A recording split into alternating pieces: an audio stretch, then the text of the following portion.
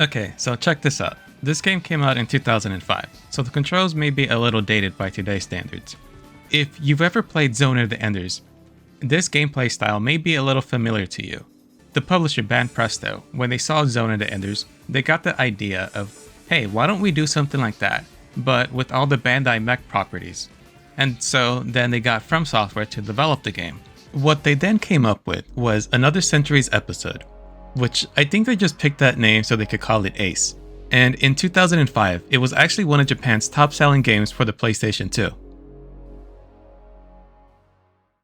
Now, if I want to fly up, I just press R1, and I'm flying up. If I want to go down, R2. Now, when you fly up, you're not going to be consuming any boost. The only times you do consume boost when you're up in the air is if you press X. That's for your boost button. Now, to dodge or dash, you just have to double tap in the direction you want to go to. So, like that.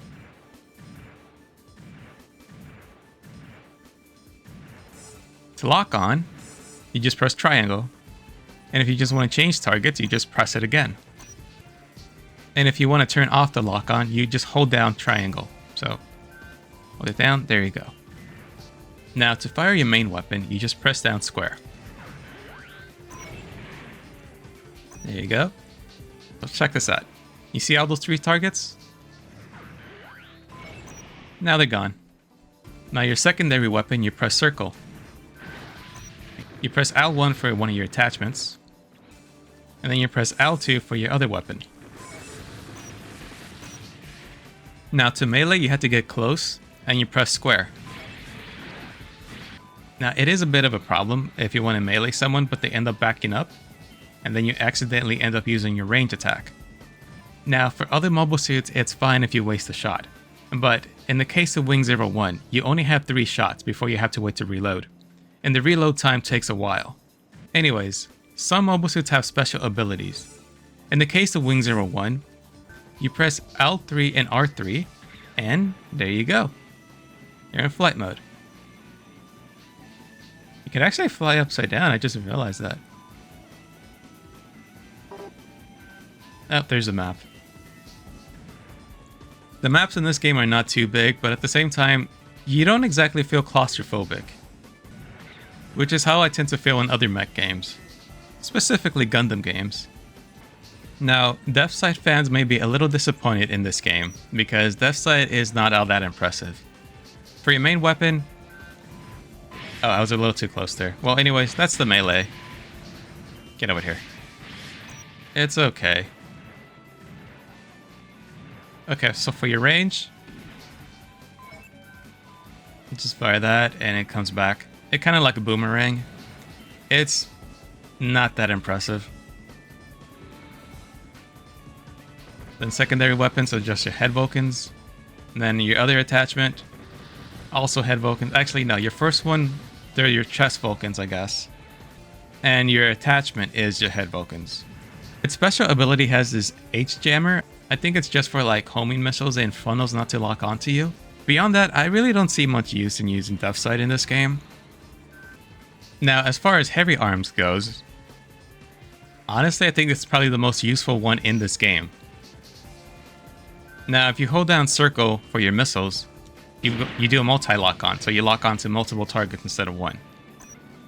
Your main gun when you press square is just the machine gun, or your Gatling gun. You press L1 and you fire from the chest.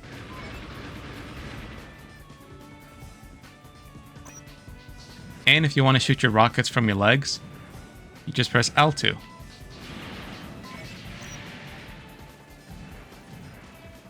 Now for heavy arms special ability, you fire everything.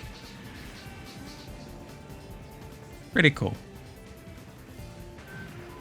And for your melee,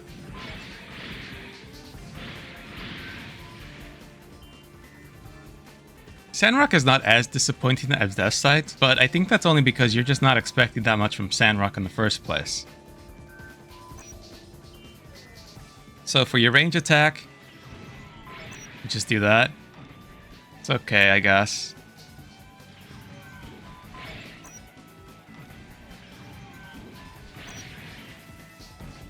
I guess in a way, you don't ever run out of ammo, so that's good. You press L2, you fire some rockets. L1 for your head Vulcans.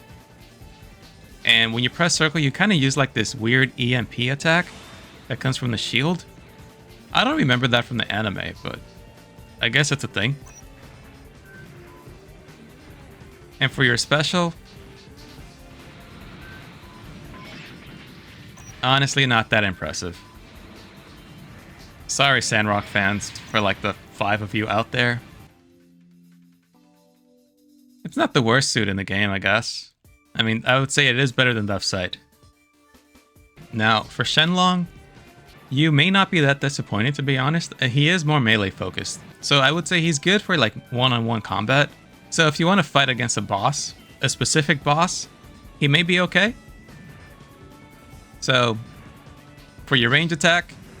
Okay, damn it. I got a little too close there. Okay, so for your range attack... Damn it. Shenlong is a little tricky because you have to get a little further from your target in order to use your range attack. But at the same time, you can't be that far away because his range attack is very limited. And it's just that. And you have to be facing directly at them. See, I can't hit that guy because I'm not pointing directly at him. But if I get closer and I press circle,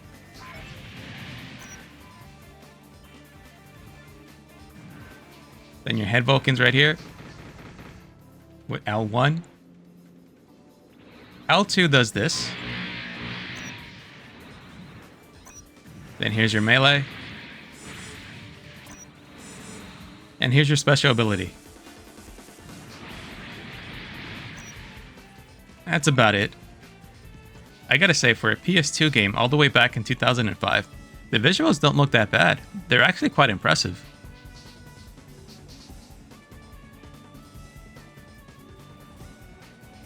Okay, so for what is arguably the best one in this game, it's gotta be the Tallgeese.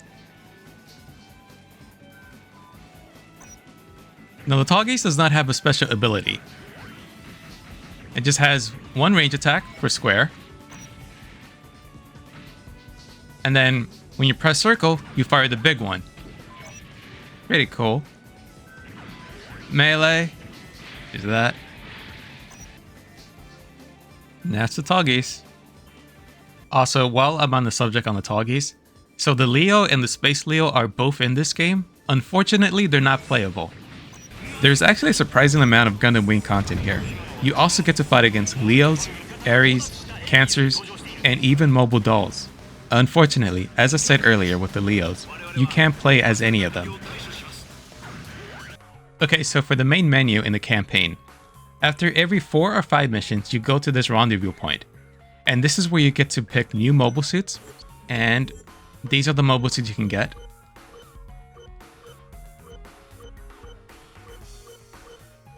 There's actually quite a bit here. There's actually a handful of UC mobile suits in this game. I'm not going to focus too much on them just because there's already a plethora of UC Gundam games out there, but they're all quite useful.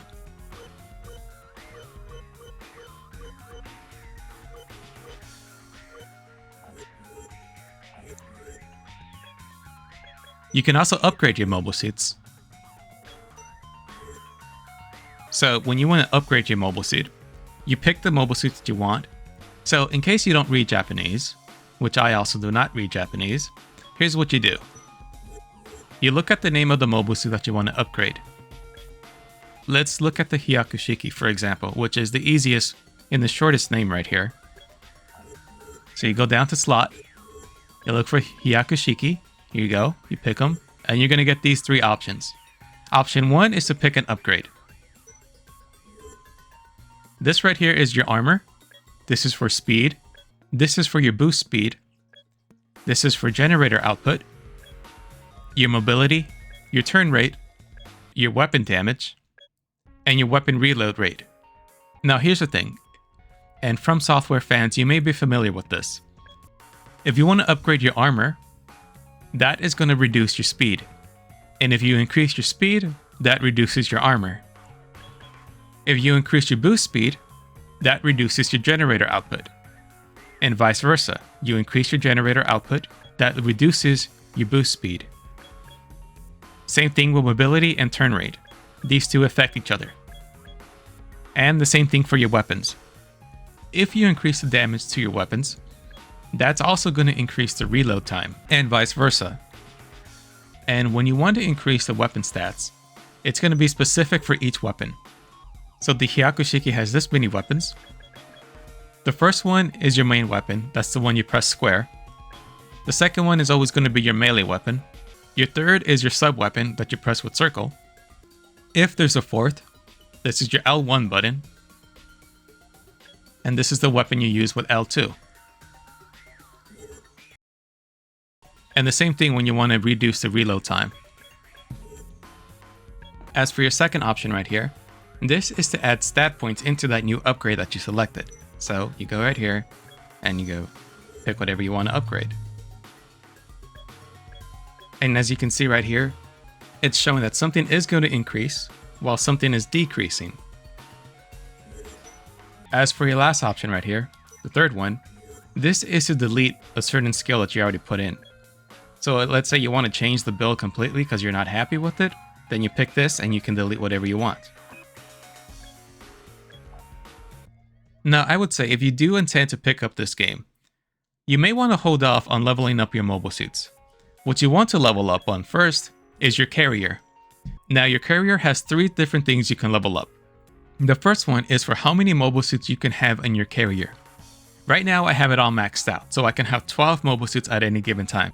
Now for these other 2, I forget what they specifically do, but I know they're related to repairing your mobile suit.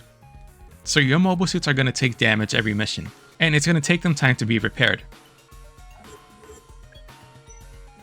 Or when you decide to use a mobile suit that's already damaged, depending on how damaged it is, it's going to determine how much you're going to have to pay to repair it. And also, when you first start off in the game, you're only going to have about 4 slots available in the carrier. So you're only going to be able to have 4 mobile suits. And this is my current roster. So once I start the next mission, it's going to be about 4 or 5 missions before I can change this again.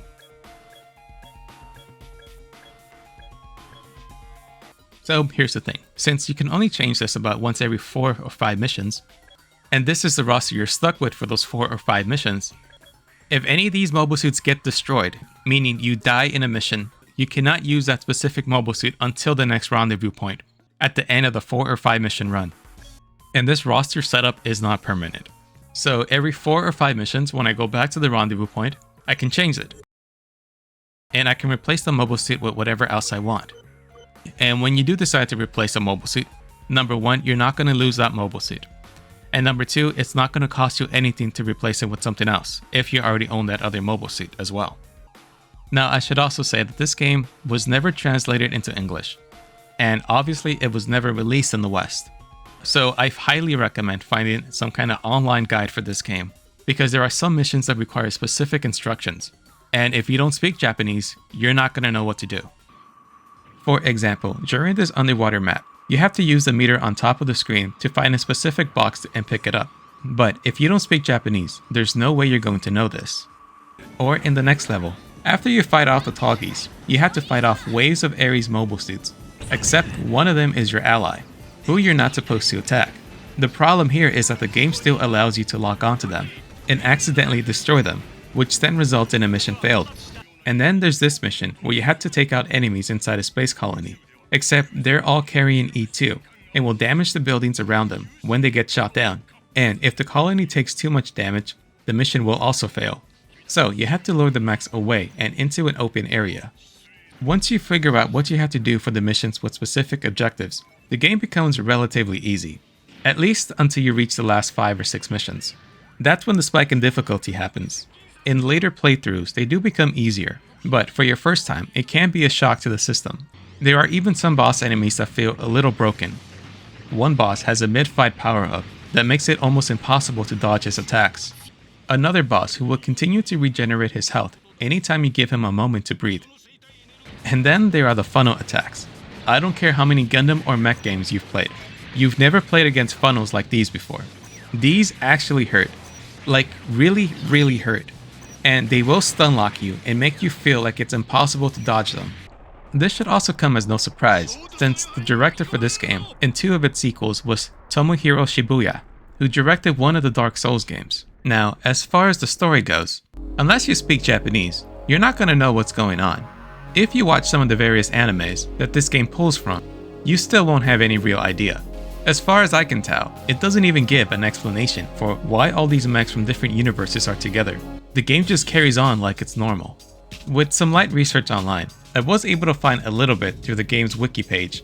In this universe, the Earth governments formed the United Community of Earth in an attempt to bring peace to the world and the surrounding space colonies. Rebel factions still break away nonetheless, and the A.C.E forms Rendezvous to combat these groups. During this time, a new energy source is created to help solve humanity's energy problems. This energy source is called E2, and while revolutionary, it's also discovered to be highly volatile, and various rebel groups attempt to steal it.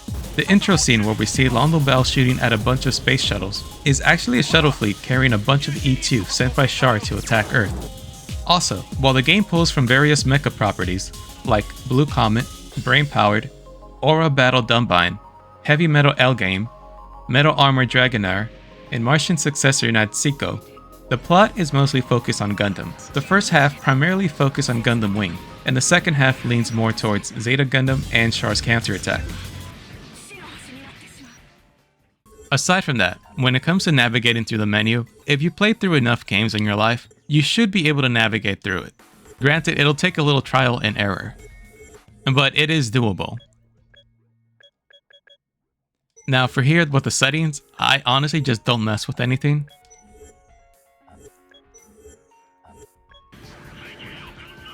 So for when you pause the game, this top one right here is to resume the game. This is to reset the game. And this is to quit and go back to the main menu. Even with the difficulty spikes near the end, and also the many trial and error moments trying to figure out some of the missions, I still found myself having a smile throughout my time playing. Another plus for this game is that there are about 45 missions, with only about 5 of those missions being replayed on the same level. Everything else, you're looking at about 39 to 40 plus missions that do not get repeated. This is a huge plus, especially for Gundam games, because they are notorious for reusing the same map over and over again. And to make it even better, it's not super deformed Gundam. Seriously, nothing against SD fans. Play what you like. But for someone like me who just can't get past the SD aesthetic, this was a welcome sight. As I said earlier, this game was one of Japan's top-selling games in 2005 and did spawn sequels, which I am very much looking forward to playing. That's all I got. Take care and see you later.